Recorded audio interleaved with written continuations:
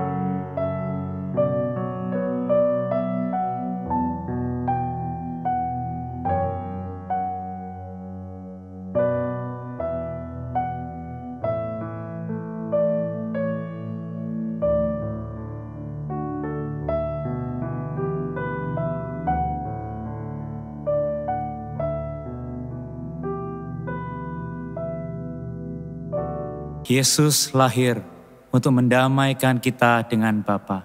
Ia menjadi perantara yang sejati bagi kita dan Ia menyertai sepanjang hidup kita.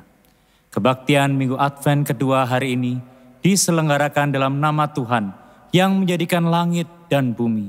Turunlah atas kita sekalian damai sejahtera dari Allah Bapa, Putra dan Roh Kudus. Amin.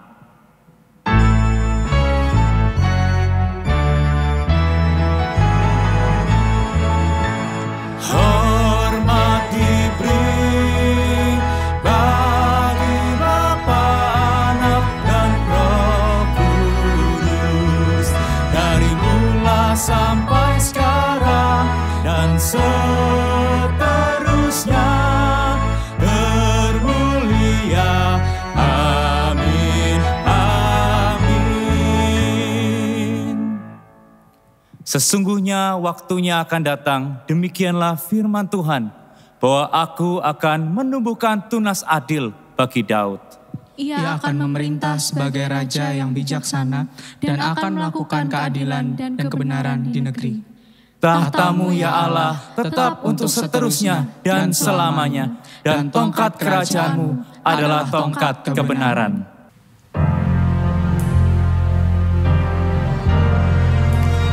Allah pencipta alam semesta, ya Allah yang bertahta dan memegang hidup kita. Mari kita bersama-sama menaikkan pujian bagi Tuhan kita. Biarlah kita semua yang bernafas memuji Dia, karena Ia layak menerima sorak-sorai pujian yang terbaik dari kita umat-Nya. Mari kita membawa hati kita, membawa seluruh keberanian diri kita, mengangkat suara kita memuji Tuhan kita yang ajaib, Tuhan kita yang agung, penyelamat kita. Mari kita mengangkat suara kita. Alam semesta melukiskan kebesaran Tuhan, bumi dan surga menyanyikan kemuliaan nama-Mu. Hosana, Hosana,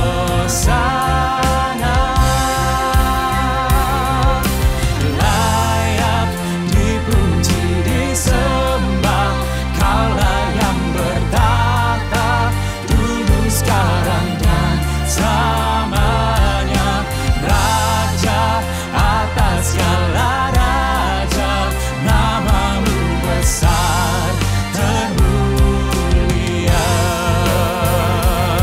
Angkat suaramu, angkat hatimu, puji Dia dengan segenap kekuatan.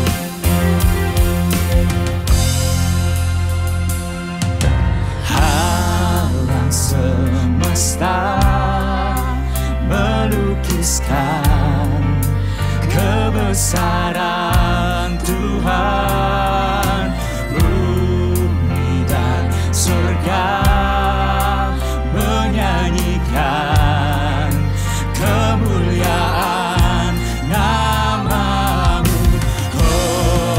Hosana,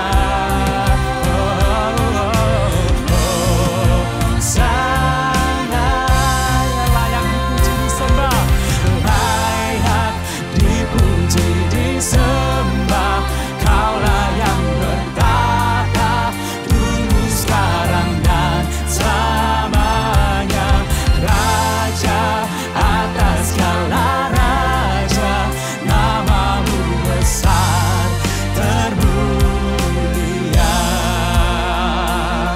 Tunas Daud itu akan datang untuk menyampaikan kabar baik bagi orang-orang sengsara. Ia akan merawat orang-orang yang remuk hatinya. Ia akan memberitakan pembebasan bagi mereka yang tertawan. Ia akan melepaskan mereka yang membutuhkan pengharapan. Dia adalah Raja kita, Dia Tuhan atas semesta. Ia memegang hidup kita. Mari kita bawa hidup kita, kita bersorak Hosana, Hosana bagi Dia Allah kita. Hosana, Hosana, Hosana,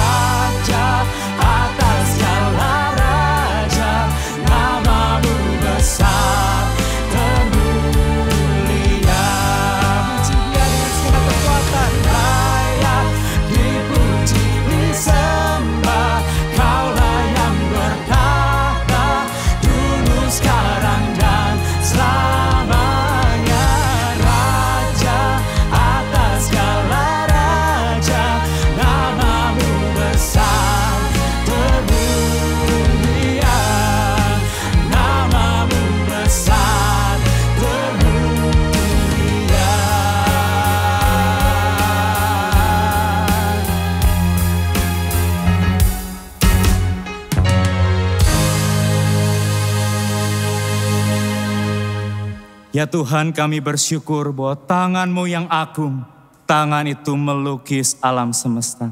Dan tangan-Mu Tuhan yang juga memegang dan memelihara hidup kami. Kami bersyukur tangan-Mu Tuhan adalah tangan yang terpaku di atas salib di Kalvari, yang menebus kami, orang-orang yang berjalan menuju kematian. Terima kasih Tuhan atas segala anugerah-Mu. Terima kasih Tuhan atas segala kebaikan-Mu.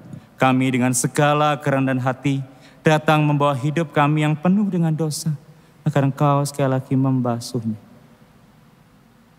agar Engkau sekali lagi memulihkannya, agar kami layak menghadap-Mu Tuhan. Kami layak beribadah kepada-Mu. Kami layak memuji meninggikan nama-Mu Tuhan.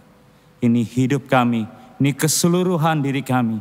Kami bawa kemuliaan nama-Mu setiap detik dalam ibadah kami pagi hari ini.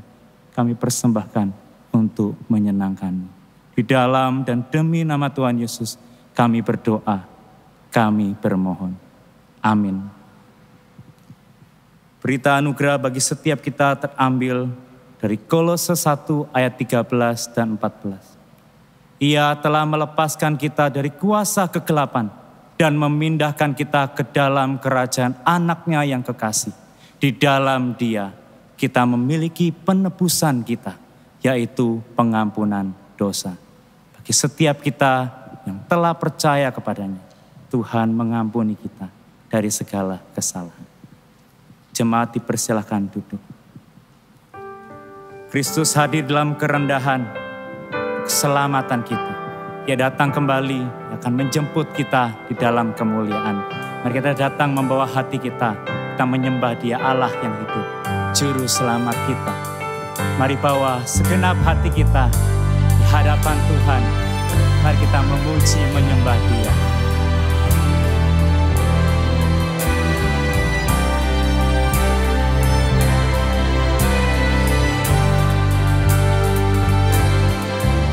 Hai mari berhimpun dan bersukaria. Hai mari semua ke Betlehem. Lihat yang lain, Raja bala sorga. Sembah dan puji Dia, sembah dan puji Dia, sembah dan puji Dia, Tuhanmu.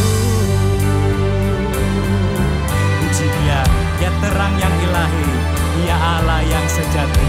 Dia turun menjadi manusia bagi engkau dan saya. Puji Dia. Terang yang ilahi, Allah yang sejati, telah turun menjadi manusia. Allah sendiri dalam rupa insan, sembah dan puji Dia, sembah dan puji Dia, sembah dan puji Dia, Tuhanmu. Sekali lagi dengan penuh semangat, sukacita dan syukur, puji Tuhan kita yang hadir di dunia bagi engkau dan saya. Ya Tuhan yang lahir pada hari ini, ya Yesus terpujilah namamu. Oh firman abadi yang menjadi daging, sembah dan puji Dia, sembah dan puji Dia, sembah dan puji Dia, Tuhanmu. Sembah dan puji Dia, Tuhanmu.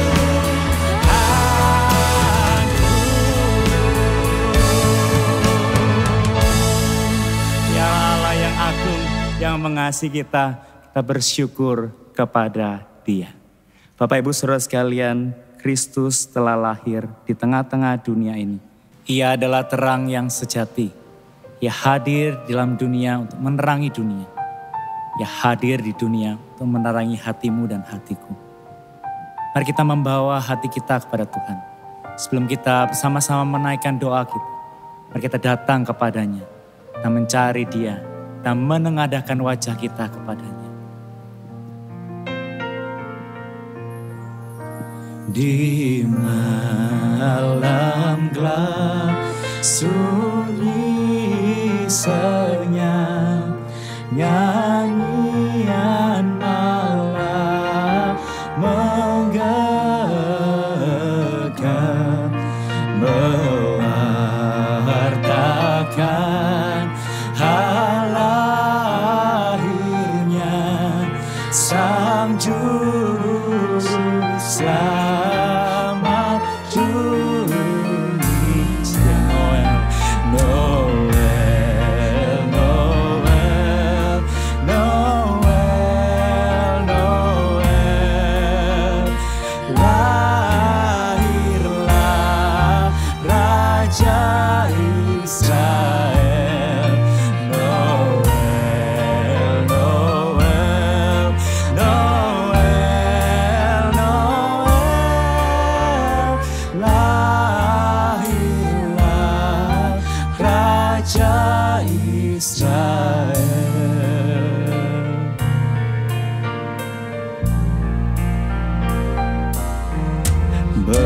Beritanya telah diberi oleh malaikat sorgawi kepada kaum yang tak lelah menjaga domba-dombanya. Noel, Noel, Noel, Noel, lahirlah Raja Israel. Noel, Noel, Noel, Noel, Noel, Noel, lahirlah Raja Israel. Ya Allah yang memegang janjinya, di masa yang lampau yang menjanjikan Mesias datang, dan Tuhan menggenapi janjinya. Mari setiap kita saat ini, tengah segala pergumulan hidup kita, mari kita datang membawa setiap seru doa kita dengan percaya akan janjinya yang ya dan amin. Mari kita berteduh secara pribadi, kita berdoa untuk pergumulan kita masing-masing.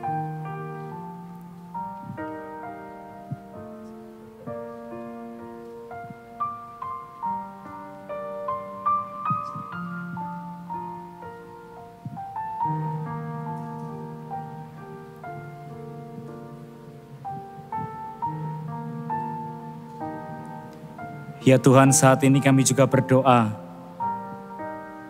untuk bangsa dan negara kami, Tuhan. Kami berdoa agar Engkau, Tuhan, boleh mendatangkan pertolongan yang daripadamu untuk keadaan bangsa kami. Kami berdoa kiranya di kuartal yang keempat ini, Tuhan memberkati bangsa kami dan perekonomian kami boleh kian baik dan dipulihkan. Ya Tuhan yang menolong agar setiap pemerintah diberi hikmat bijaksana untuk boleh memperbaiki keadaan ekonomi. Yang berdoa untuk gereja kami Tuhan, yang Kau boleh Tuhan beracara memberkati setiap jemaat, setiap keluarga Tuhan berikan damai sejahtera yang datangnya daripada Tuhan. Kalau ada pertikaian, ada perkelahian, biarlah kasih-Mu dan damai-Mu boleh mendorong mereka satu sama lain untuk saling mengampuni. Yang berdoa bagi setiap majelis dan hamba Tuhan, ya Tuhan yang juga menaungi setiap mereka dengan kesatuan yang daripada Tuhan, damai yang datangnya dari Tuhan. Berikanlah kami ketenangan hati untuk menerima apa yang tidak dapat kami ubah, keberanian untuk mengubah apa yang dapat kami ubah, dan hikmat untuk membedakan keduanya. Kami membawa seluruh doa dan permohonan kami sesuai dengan doa yang pernah diajarkan Tuhan Yesus. Bapa kami yang di sorga, dikuduskanlah namamu, datanglah kerajaanmu, jadilah kehendak-Mu di bumi seperti di sorga. Berikanlah kami pada hari ini makanan kami yang secukupnya, dan ampunilah kami akan kesalahan kami, seperti kami juga mengampuni orang yang bersalah kepada kami. Dan janganlah membawa kami ke dalam pencobaan, tetapi lepaskanlah kami daripada yang jahat. Karena Engkaulah yang mempunyai kerajaan dan kuasa dan kemuliaan sampai selama-lamanya. Amin. Saya mengundang jemaat sekalian untuk bangkit berdiri bersama dengan gereja segala abad dan tempat. Mari kita mengikrarkan pengakuan iman rasuli.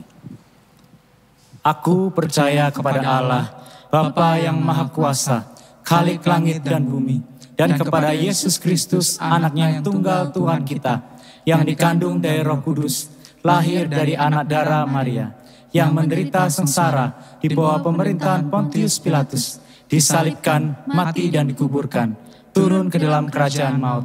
Pada hari yang ketiga, bangkit pula dari antara orang mati, naik ke surga, duduk di sebelah kanan Allah, Bapa yang Maha Kuasa, dan dari sana Ia akan datang untuk menghakimi orang yang hidup dan yang mati. Aku percaya kepada Roh Kudus, gereja yang kudus dan am, persekutuan orang kudus, pengampunan dosa, kebangkitan tubuh, dan hidup yang kekal. Amin. Silakan duduk. Kristus lahir bagi kita. Ya Allah yang berkuasa, ya datang menyelamatkan kita. Mari kita membawa hidup kita kepadanya. Dengan ketundukan mari kita datang merindukan firman-Nya yang hidup. Seorang anak telah lahir untuk kita, seorang putera diberikan, lambang pemerintahan di atas bahunya, dan namanya pun disebut orang penasehat ajaib, Allah yang perkasa, Bapa yang kekal, Raja damai. Sambutlah Dia, Yesus Tuhan, Juru Selamat dunia. Dengan penuh kerinduan firman-Nya mari kita datang menaikkan pujian ini dengan segenap hati.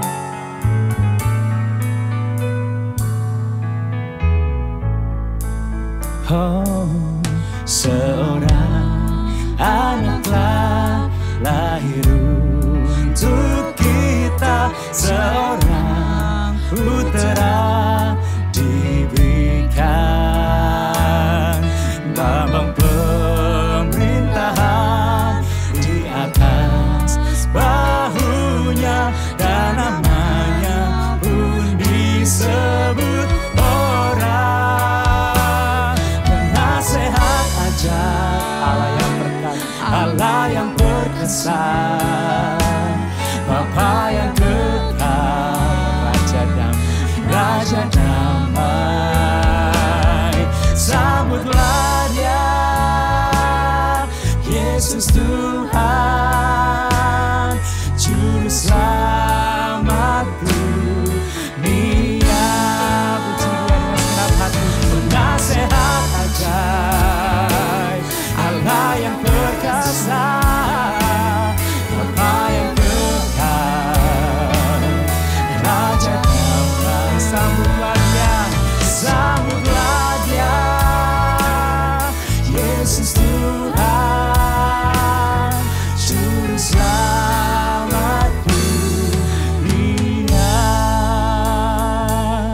Sambutlah Dia, Yesus Tuhan, Juru Selamat dunia.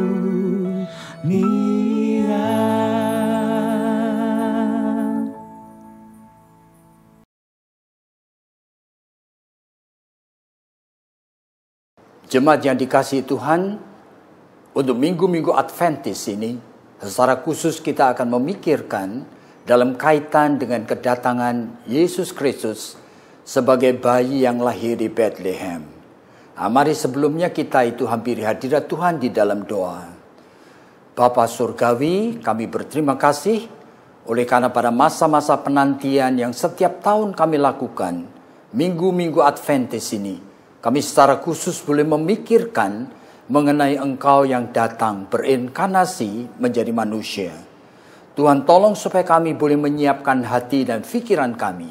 Oleh karena kami boleh memasuki akan hadirat Tuhan yang misterius, yang penuh dengan ketidakmengertian, kami boleh belajar untuk mengerti. Di dalam keadaan kami yang berdosa, kami boleh menghampiri akan kesucian-Mu yang tidak terhampiri. Tuhan tolong supaya kami betul-betul mengerti bahwa ini adalah anugerah, hak istimewa yang Kau berikan kepada kami umat-Mu. Berkati seluruh rangkaian ibadat ini Tuhan. Oleh karena hanya di dalam nama Tuhan Yesus Kristus, yang kelahirannya kami sedang persiapkan untuk rayakan. Di dalam namanya yang kudus itulah kami sudah berdoa. Amin. Jadi jemaat yang dikasihi Tuhan, secara khusus pada saat ini, saya diminta untuk mengkhotbahkan dari kitab Nabi Yesaya pasalnya yang ke-9. Jadi Yesaya sebetulnya mempunyai beberapa bagian yang secara khusus ditulis sebagai nubuatan kedatangan dan bagaimana Tuhan Yesus bahkan sampai kematiannya. Ini merupakan satu bagian Injil yang hadir di dalam Perjanjian Lama, yang barangkali paling lengkap dari semua kitab, dari 39 kitab yang ada di dalam Perjanjian Lama. Jadi Yesaya pasalnya yang ke-9. Ayatnya yang ke-5 dan ke-6. Demikianlah bunyinya. Sebab seorang anak telah lahir untuk kita. Seorang putra telah diberikan untuk kita. Lambang pemerintahan ada di atas bahunya. Dan namanya disebut orang penasihat ajaib.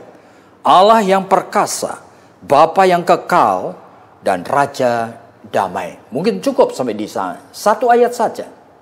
Jadi ada nama sebutan yang Yesaya itu nubuatkan. Related, berkaitan langsung dengan bayi Yesus Kristus yang kelahirannya akan kita rayakan.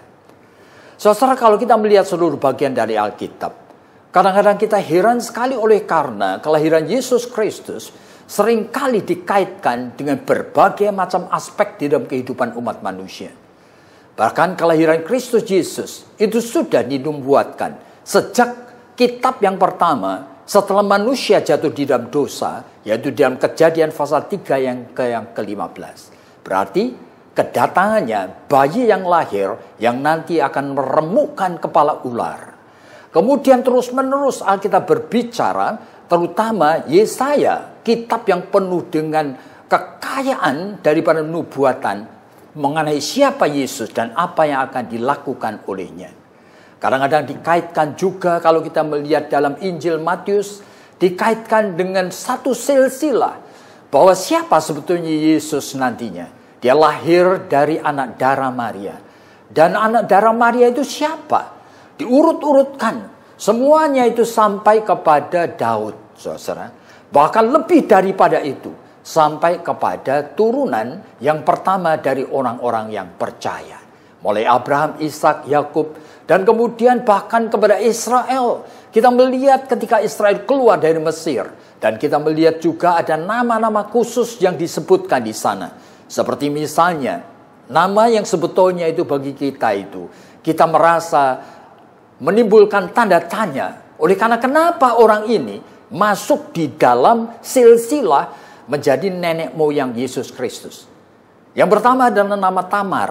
Tamar adalah menantu dari Yehuda, yang sebetulnya Yehuda sendiri tidak bertanggung jawab oleh karena anaknya, yaitu suami dari Tamar itu meninggal. Dan dia berjanji memberikan anak adiknya itu untuk menjadi suami dari Tamar, dan tetapi Yehuda itu ingkar janji. Dan melalui suatu cara yang aneh sekali, Tamar seolah-olah memperlakukan dirinya menjadi pelacur, sehingga bersama dengan Yehuda yang juga jatuh dalam perjinahan dengan pelacur di pinggir jalan itu. Nah, lalu lahirlah seorang anak. Dan dari sana itu nanti diurut-urutkan lagi sampai kepada Daud.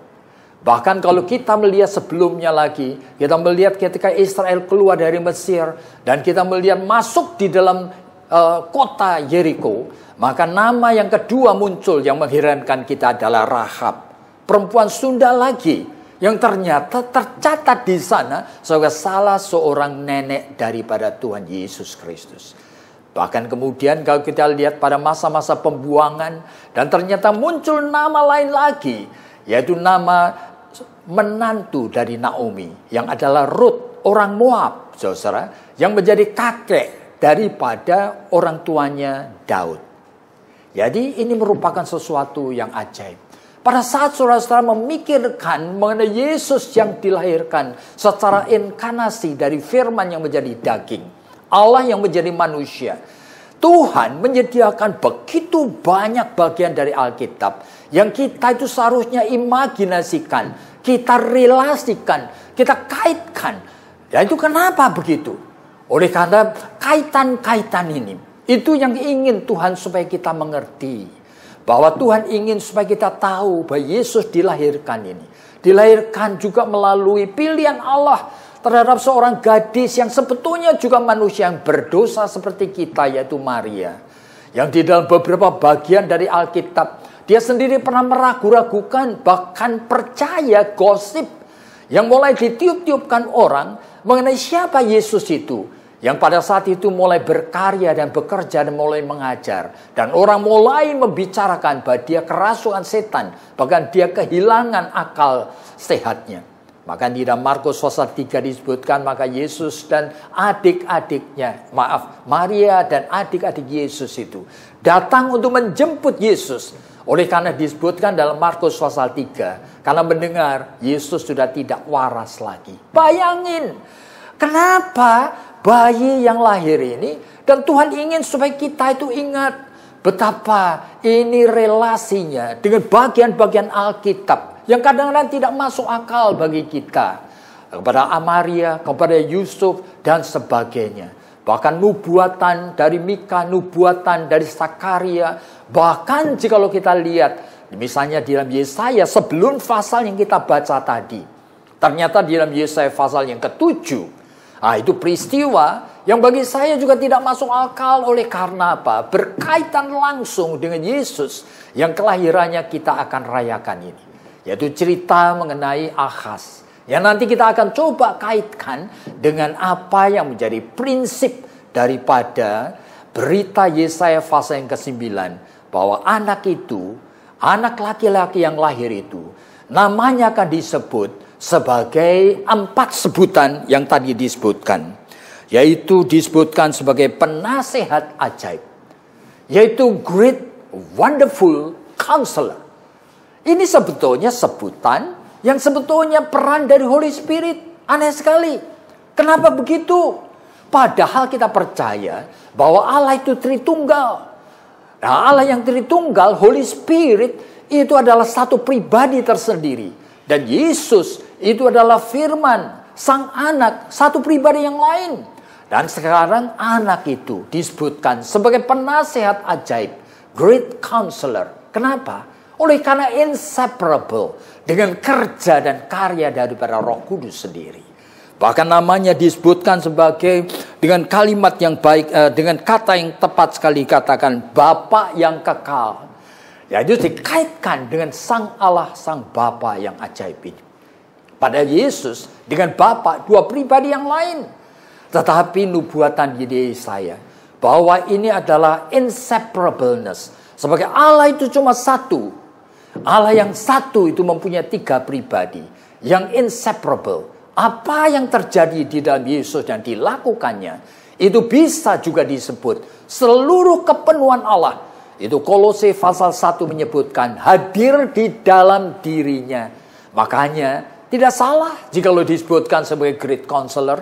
Seolah-olah peran dari Holy Spirit Tidak salah jika disebutkan sebagai Bapa yang kekal, oleh karena sang Bapa dan Anak tidak juga pernah terpisahkan. Tetapi juga secara khusus disebutkan seperti apa yang kita akan pikirkan pada saat ini, yaitu Allah yang perkasa dan Prince of Peace.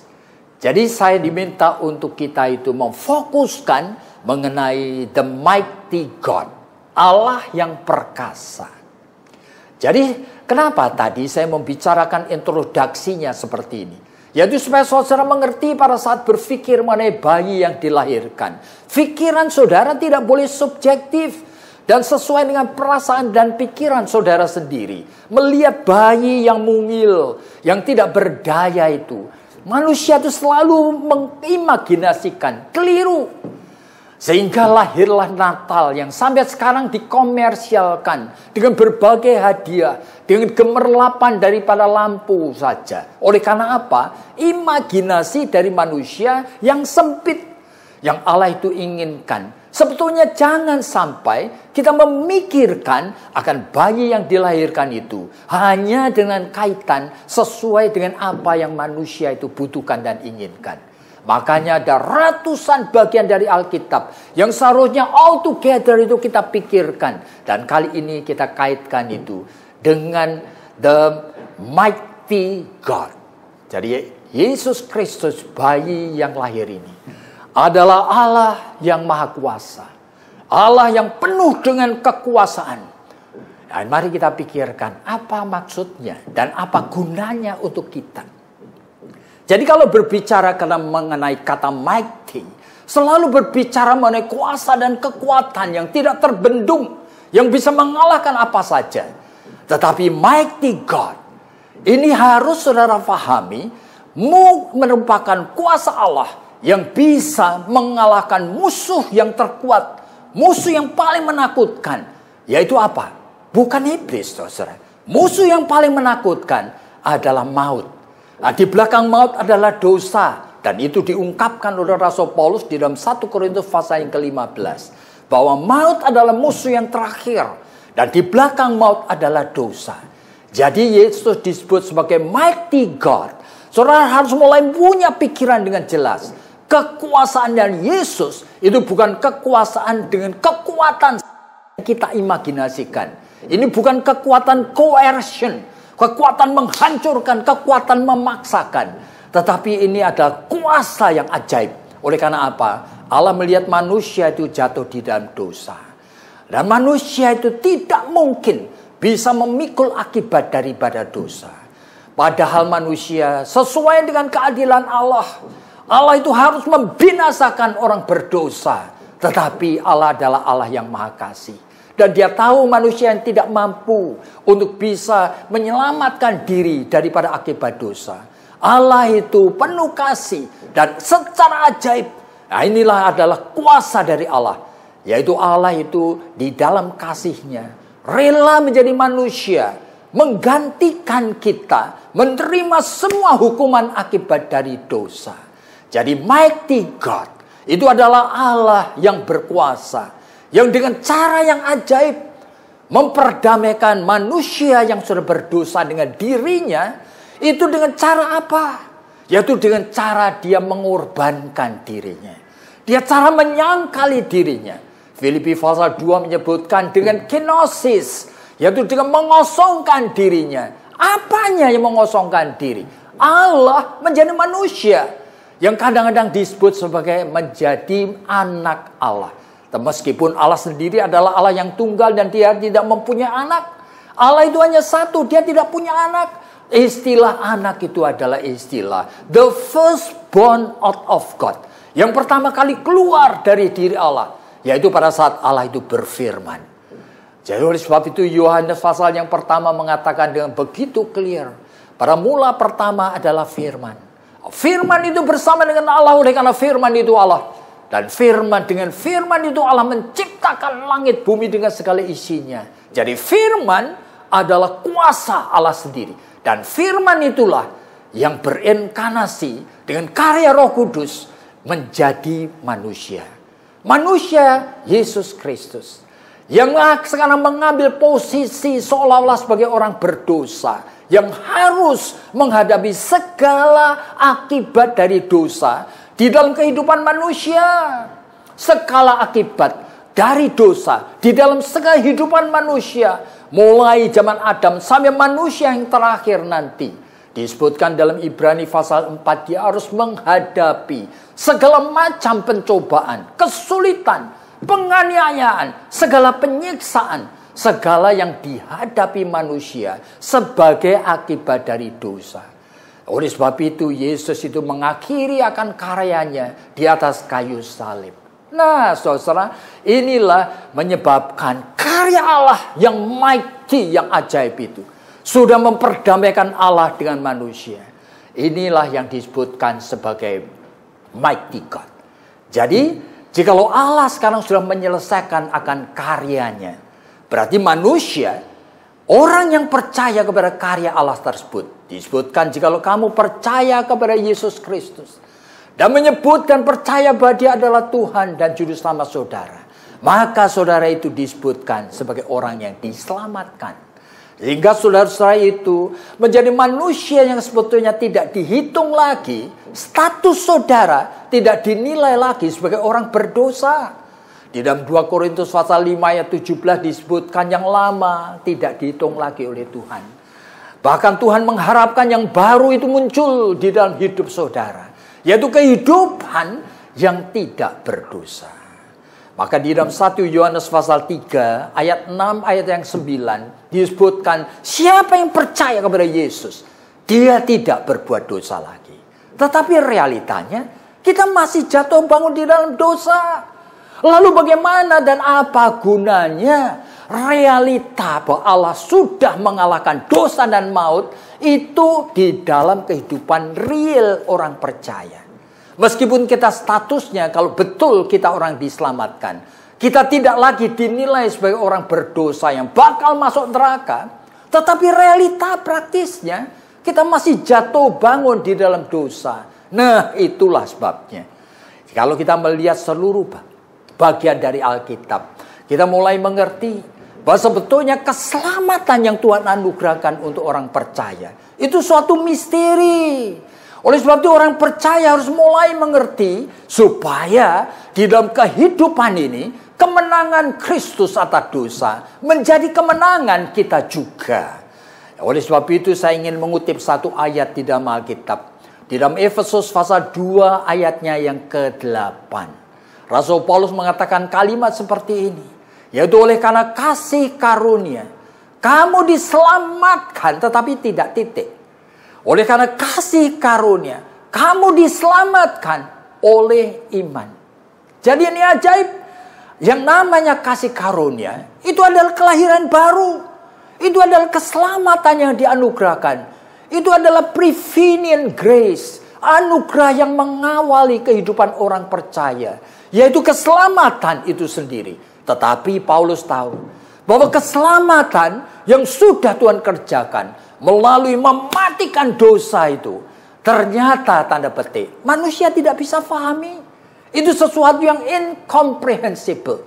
Manusia tidak bisa mengerti dengan akal budinya. Di dalam 1 Korintus pasal 2 ayat yang ke-9 disebutkan segala sesuatu yang Tuhan sediakan bagi setiap orang percaya.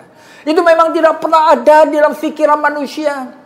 Bahkan tidak pernah ada di dalam hati manusia. Perhatikan. Jadi Efesus pasal 2 ayatnya yang ke-8. Itu mengingatkan. Memang oleh karena kasih karunia kamu diselamatkan, tapi oleh iman. Jadi berarti Tuhan mengerti. Kasih karunia itu kita tidak bisa pahami. Kalau saudara sudah dilahirkan baru pun, saudara tidak mengerti. Makanya Tuhan memberikan anugerah yang kedua. Anugerah yang kedua adalah iman. Iman memungkinkan supaya kita bisa mengalami apa yang sebetulnya kita tidak mengerti. Nah, itulah disebutkan di dalam Ibrani pasal yang ke-11 ayat yang pertama. Iman adalah dasar segala sesuatu yang manusia harapkan. Termasuk keselamatan yang saudara tidak mengerti tadi. Lalu disebutkan iman adalah bukti. Yaitu bukan proof, tetapi evidence. Bukti adalah pengalaman yang langsung bisa dialami. Dengan apa? Dengan something yang unseen, yang tidak kelihatan. Dengan Allah yang tidak kelihatan tadi. Bagaimana caranya supaya iman membuat saudara bisa mengalami yang tidak pernah bisa dialami. Yang bisa mengerti apa yang tidak mungkin dimengerti. Yang bisa melihat apa yang tidak bisa dilihat. Makanya iman harus dipakai. Yang Filipi pasal 2 itu katakan, kamu kerjakan, work out your salvation yang sudah ada itu. Melalui dan dengan iman. Dengan apa? Tuhan menyediakan ada ratusan spiritual means di dalam tubuh darah daging manusia. Yang harus dipakai menjadi senjata rohani. Bagaimana caranya? Wah, saya akan menyebutkan 1-2 hal aja. Ya kan, Tuhan mengatakan kalimat seperti ini. Jikalau kamu tidak menjadi seperti anak kecil, kamu tidak mungkin masuk ke dalam kerajaan surga. Menjadi seperti anak kecil itu bukan menjadi childish, tetapi childlikeness. Jadi mirip seperti anak kecil. Dan saudara bisa, Tuhan ingin supaya saudara itu mempunyai pikiran dan hati dan perasaan mirip seperti anak kecil di hadapan Tuhan. Apa ini? Saudara, Daud di dalam Mazmur 131 itu mendemonstrasikan pengertian bagaimana menjadi seperti anak kecil.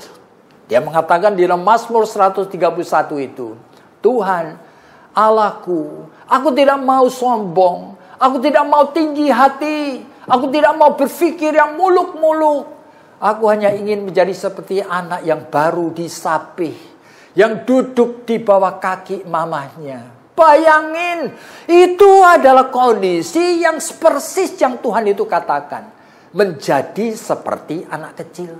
Di mana kita menjadi seperti satu pribadi yang helpless dan hopeless. Yang insecure, yang mendapatkan rasa aman hanya di dekat orang tuanya saja. Saudara bisa? Pasti bisa. Dan pada saat saudara exercise spiritual means ini, tiba-tiba saudara nanti akan merasa betul-betul bahwa kasih karunia, yaitu keselamatan, kelahiran baru itu betul-betul sudah terjadi dalam hidupmu. Sudah mengalami kehadiran Allah itu dengan nyata. Ya kan, saya akan sebutkan satu bagian yang lain. Yaitu Allah mengatakan melalui firman-Nya di dalam Yesaya juga bahwa aku adalah Allah yang bersemayam di tempat maha tinggi. Tetapi ingat, aku rela dan mau hadir di dalam jiwa orang yang remuk. Di dalam contrite heart, broken spirit. Nah, sekarang pertanyaannya bisa? Iman itu bisa memakai akan tubuh darah daging kita yang seperti ini. Untuk menjadi apa? Untuk menjadi tubuh darah daging dengan jiwa yang broken di hadapan Tuhan. Bukan sombong. Bukan berpikir dengan pikirannya sendiri. Saudara bisa itu mengatakan kepada jiwamu sama seperti pemazmur. Ya jiwaku, pujilah Tuhan. Nah, saudara hampir di hadapan Tuhan setiap kali ibadah. Termasuk saat ini. Saudara bisa minta dan Roh Kudus akan menolong. Sehingga saudara mempunyai the broken spirit and contrite heart. Pada saat saudara mempunyai hati yang remuk, yang merasa tidak berlayak. Dan berseru, have mercy upon me Lord. Berilah belas kasihan kepadaku. Nah, momentum itu barangkali hanya terjadi 1 menit, 5 menit. Tetapi saudara sudah terjadi encountering, kesatuan dengan Allah yang hidup. Dan saudara mulai mengalami. Betul-betul, saudara sudah dilahirkan baru. Nah, saudara-saudara kembali kepada pokok yang kita bicarakan. Kita bicara mengenai mighty God. Allah yang berkuasa. Yang sudah bisa mematikan dosa dengan segala akibatnya. Sekarang, kuasa yang mematikan dosa hadir di dalam tubuh darah daging kita. Jikalau kita mau pakai, jikalau kita mau responi dengan positif, maka kuasa daripada kemenangan dari Kristus itu hadir dan kita akan mengalahkannya. Dosa yang bercokol di dalam diri kita. Tadi caranya bagaimana? Langkah yang pertama, pada saat iman itu mulai memakai spiritual mean tubuh darah daging kita, yaitu pada saat saudara mulai mengalami betul-betul bahwa saudara sudah diselamatkan. Nah, saat itulah saudara itu mulai bisa melihat bahwa kehadiran Tuhan membuat saudara itu bisa melihat setiap aspek di dalam di hidupmu yang masih berlumuran dengan dosa. Saudara, Agustinus itu mengatakan satu kalimat bahwa keselamatan kasih karunia Allah itu implanted, ditanamkan di dalam tubuh darah daging kita. Tetapi kalau betul ditanamkan, maka kasih karunia Allah itu akan berkarya sendiri. Dengan sendirinya orang yang sudah diselamatkan akan menjadi orang yang makin lama makin serupa dengan gambar Kristus secara otomatis. Oleh sebab itu Luther ketika membaca tulisan Agustinus, dia tidak percaya. Dia mengatakan it is not implanted. Itu bukan ditanamkan, it is imputed. Itu ditanamkan plus dipertalikan. Dipertalikan apa maksud Luther? Dipertalikan dengan setiap dosa di dalam tubuh darah dagingmu. Sengaja Tuhan, supaya kasih karunia keselamatan itu bukan hadir begitu aja, tetapi berkarya secara dinamis di dalam hidup saudara untuk mematikan setiap dosa.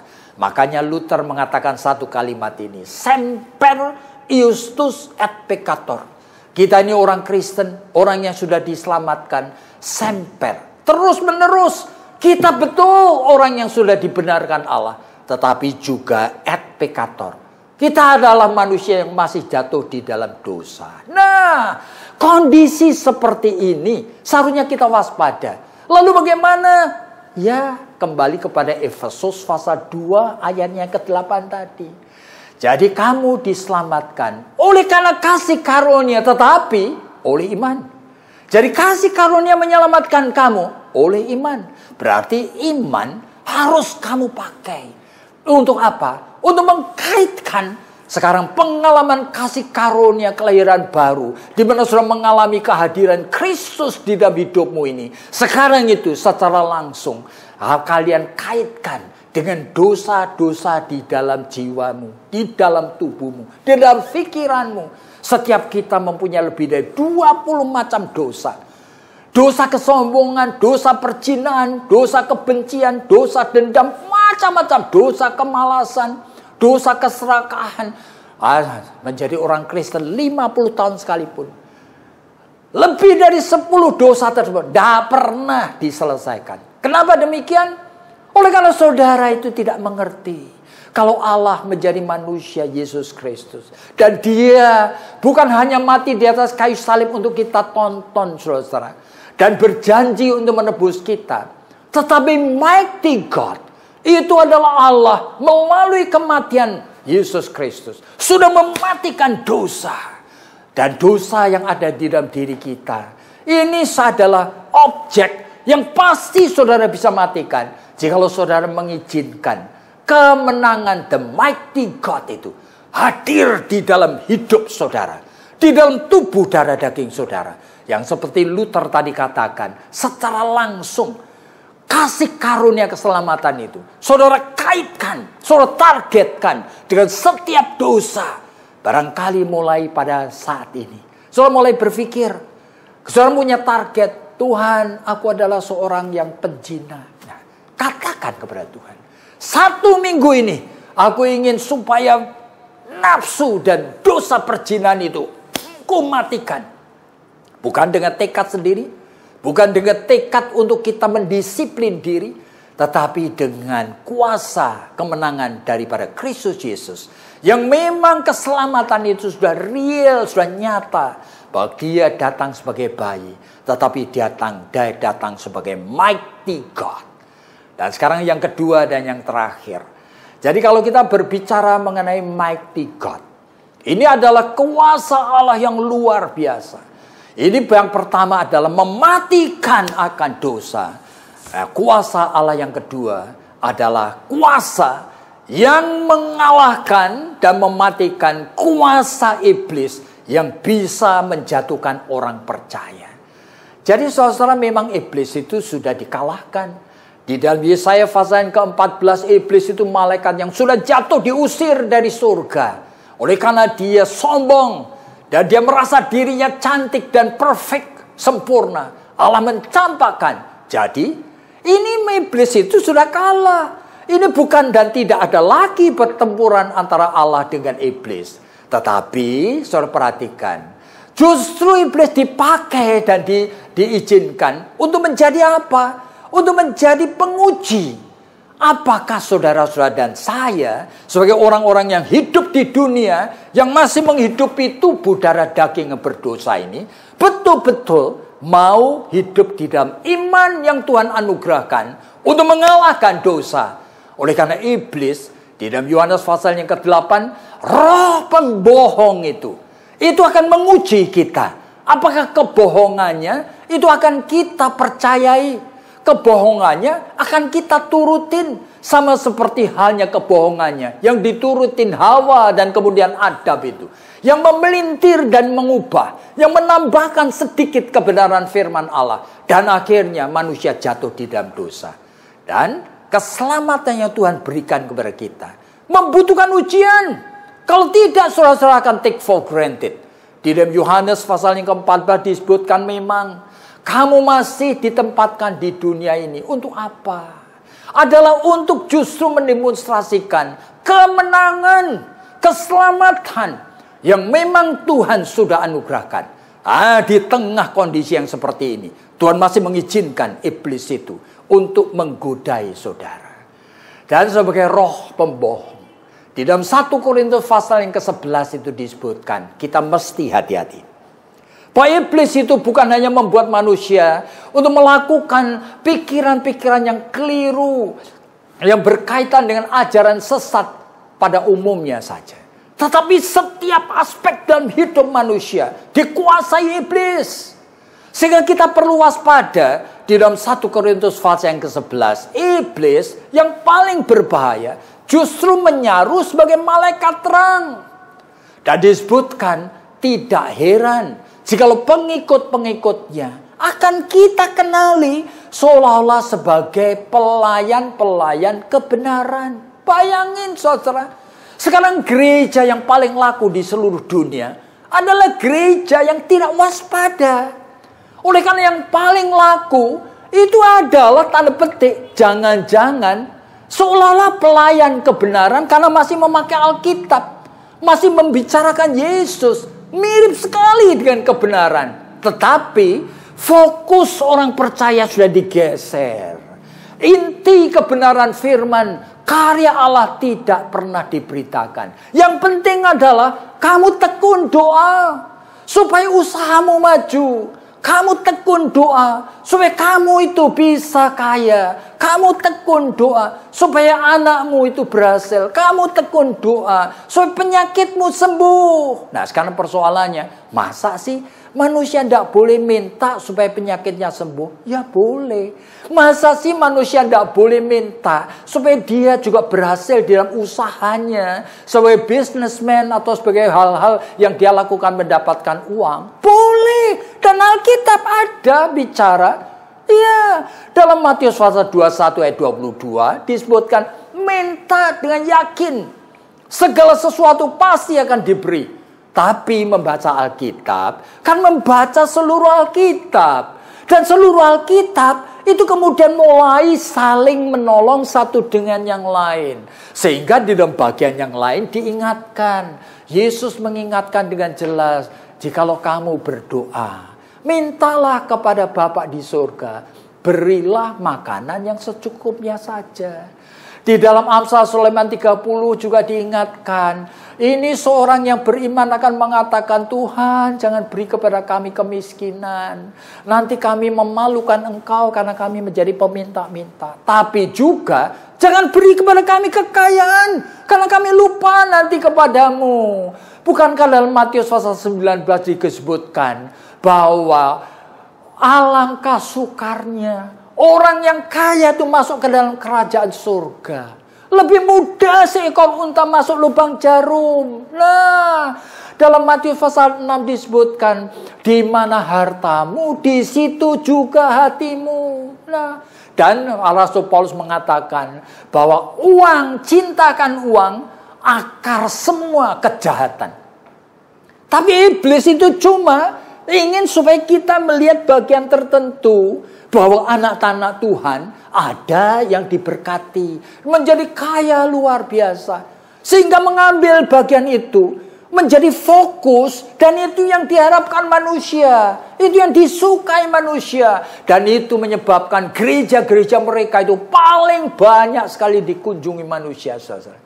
Tetapi kalau pergi ke gereja-gereja yang seperti Anda ini, orang Kristen itu masuk kepada gereja-gereja kalian itu selalu merasa, aduh, jadi orang Kristen kok susah, harus pikul salib, harus mematikan dosa, harus menyangkali diri. Nah, gereja-gereja yang seperti Anda sekarang ini justru gereja yang kurang laku. Kenapa? Oleh karena iblis sudah membohongi manusia.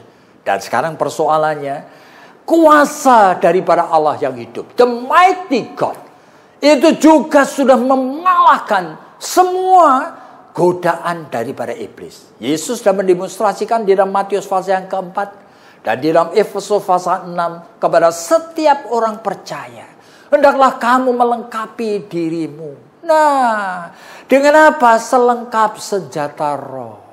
Baik itu persiapan setiap saat, yaitu kamu itu ikat pinggang kebenaran, baju ketopong keselamatan, pedang roh, baju sirah dan sebagainya, kaki yang berkasutkan ingin memberitakan Injil. Jadi setiap aspek hidup kita seharusnya itu diperlengkapi dengan prinsip kebenaran firman. Supaya apa? Tidak ada satu aspek pun yang bolong, yang iblis nanti masuk memakaikan natur dosa kita untuk ngapain? Untuk kita itu melawan akan Khalik, yaitu Allah Sang Pencipta. Jadi hari ini kita berpikir mengenai apa? Mengenai Jesus Christ sebagai mighty God. Dan supaya pada saat kita merayakan Natal nanti, kita jangan berpikir dengan pikiran perasaan subjektif kita, yang hanya inginkan hal yang gemerlapan dari Natal. Tetapi kita diingatkan, Yesus yang nanti lahir, dan kelahirannya aku peringati itu adalah Allah sendiri, yang maha kuasa, yang sudah mematikan dosa, yang mengalahkan semua kuasa iblis yang akan mencobai dan menggoda hidup di dalam kehidupan orang percaya. Dan kita bersyukur kepada Tuhan pada masa-masa Adventus ini, kita boleh mempunyai suatu pikiran dengan teologi yang alkitabiah, di mana Tuhan ingin supaya kita itu betul-betul mengingat aspek-aspek yang berkaitan dengan Yesus yang kelahirannya akan kita ingati. Mari kita tunduk kepala dan kita berdoa kepada Tuhan. Tuhan, kami tahu menjadi bagian dari suatu tradisi, kadang-kadang Natal yang nanti kami akan rayakan, itu menjadi tradisi yang kosong. Oleh karena kami hanya ingin gemerlapan, sukacita. Oh Tuhan, kami hanya ingin menjadi penonton akan hal-hal yang menyenangkan. Tetapi Tuhan hari ini mengingatkan kami bahwa Natal tidak seharusnya kami responi dengan pikiran perasaan sesuai dengan kemanusiaan kami sendiri. Tetapi kami ingin responi sambil mengingat bayi yang lahir itu juga adalah mighty God, Allah yang maha kuasa, yang sudah mematikan dosa, yang sudah juga memberikan kekuatan bagi kami untuk mengalahkan semua pencobaan iblis yang akan hadir dalam kehidupan kami. Terima kasih Tuhan, berkati jemaat ini. Oleh karena hanya di dalam nama Tuhan Yesus Kristus kami sudah berdoa. Amin.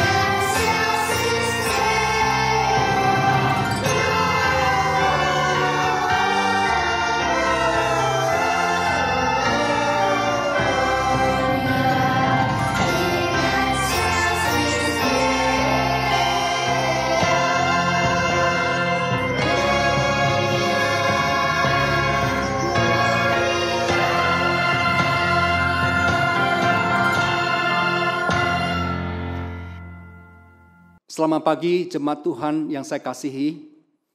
Waktu berlalu dengan cepat sekali dan tak terasa minggu ini kita telah memasuki bulan Desember. Bulan Desember mengingatkan kita akan kelahiran Tuhan Yesus. Satu peristiwa yang membawa sukacita dan pengharapan bagi dunia. Maka dalam rangka memperingati dan merayakan kelahiran Tuhan Yesus, GKA Gloria akan mengadakan kebaktian dan perayaan Natal gabungan pada hari Jumat 25 Desember jam 9 pagi. Kebaktian akan diadakan secara live streaming melalui channel YouTube GKA Gloria atau link yang akan dibagikan kepada jemaat. Firman Tuhan akan disampaikan dalam 2 bahasa. Panitia Natal sudah menyusun satu rangkaian acara Natal yang bermakna. Mari kita bersama-sama mempersiapkan hati dan menyambut acara ini serta mengikutinya dengan sukacita. Lalu yang kedua, mengenai persembahan Natal.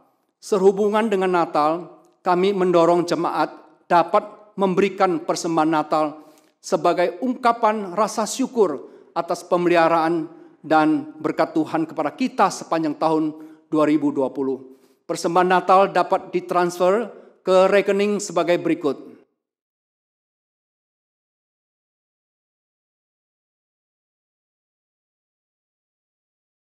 Atau ke rekening masing-masing gereja dengan memberikan keterangan persembahan Natal. Jemaat juga bisa datang ke gereja dan memasukkan amplop persembahan Natal ke dalam kotak persembahan di tata usaha gereja. Kemudian tentang kebaktian pembukaan tahun 1 Januari 2021. Pada 1 Januari 2021, GKA Gloria akan mengadakan kebaktian pembukaan tahun pada jam 9 pagi secara online. Semua acara akan diadakan dalam bahasa Indonesia, tetapi khotbah akan dibawakan di dalam 2 bahasa. Kemudian yang terakhir, Bapak Ibu Saudara sekalian, pada kebaktian minggu pertama, 3 Januari 2021, kita akan mengadakan kebaktian perjamuan kudus dalam 3 kali kebaktian umum, jam 7, jam 9, dan jam 11. Jemaat bisa mengambil roti dan anggur di masing-masing gereja yang sudah disediakan. Demikian pengumuman dari gereja, Tuhan memberkati kita. Amin. Tiba saatnya kita akan memberikan persembahan bagi Tuhan. Mari memberi dengan ucapan syukur. Mari memberi dengan hati yang bersukacita atas keselamatan, kedamaian yang datangnya dari Allah. Persembahan dapat diberikan dengan cara scan QRIS atau transfer ke rekening gereja masing-masing.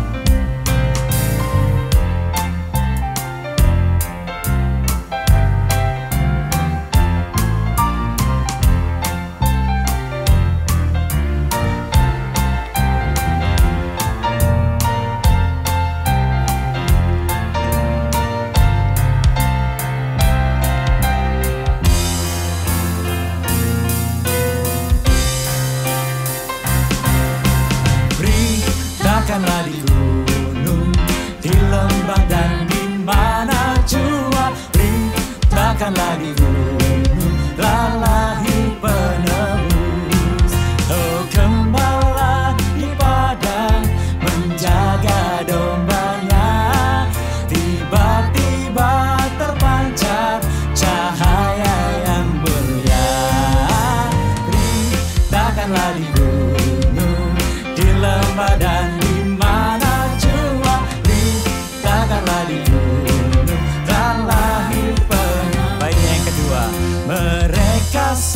sangat takut mendengar pujian bala tentara surga yang memuji Allah.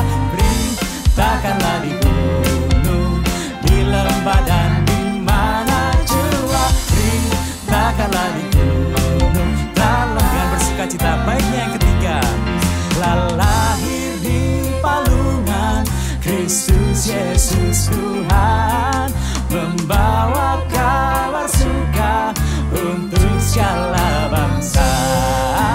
Beritakanlah di gunung, di lembah dan di mana jua. Beritakanlah di gunung, lahir penebus, lahir penebus.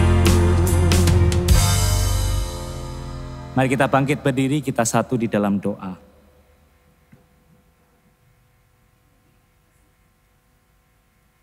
Ya Tuhan, kami bersyukur Allah yang Maha Kuasa mengutus putranya membawa damai dalam hidup kami. Dan kami Tuhan, orang yang telah menerima damai-Mu, kiranya Tuhan yang memberkati kami dan hidup kami boleh membawa damai bagi sekeliling kami. Tuhan yang menolong kami Tuhan, biarlah persembahan yang kami bawa ke rumah-Mu Tuhan, persembahan yang kami berikan kepadamu Tuhan, boleh dipakai untuk membawa orang-orang yang dalam keresahan tidak mengenal damai yang sejati, mereka boleh bertemu dengan Engkau, damai yang sejati. Kiranya Engkau Tuhan memberkati persembahan kami, dan biar hidup kami seluruhnya kami persembahkan untuk-Mu Tuhan. Di dalam nama Yesus kami berdoa. Amin. Bagi Dia satu-satunya Allah yang penuh hikmat, oleh Yesus Kristus, segala kemuliaan sampai selama-lamanya. Amin.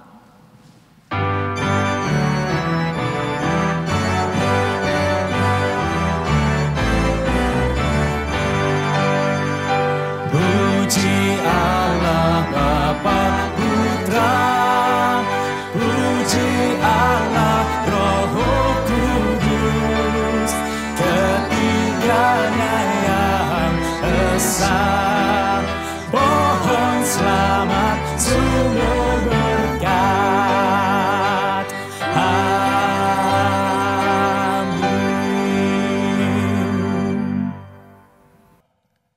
Bapak Ibu yang dikasihi Tuhan, di akhir ibadah ini, mari kita mau mengarahkan hati kita kepada Tuhan dan kita menerima berkat darinya.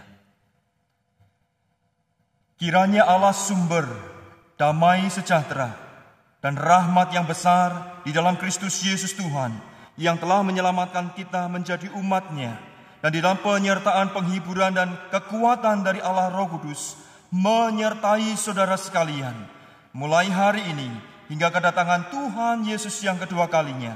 Dan dimanapun saudara berada, boleh menjadi saksi-saksi bagi Tuhan dan hidup memuliakan Tuhan sampai selama-lamanya. Amin.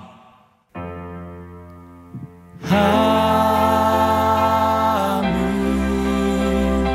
Amin.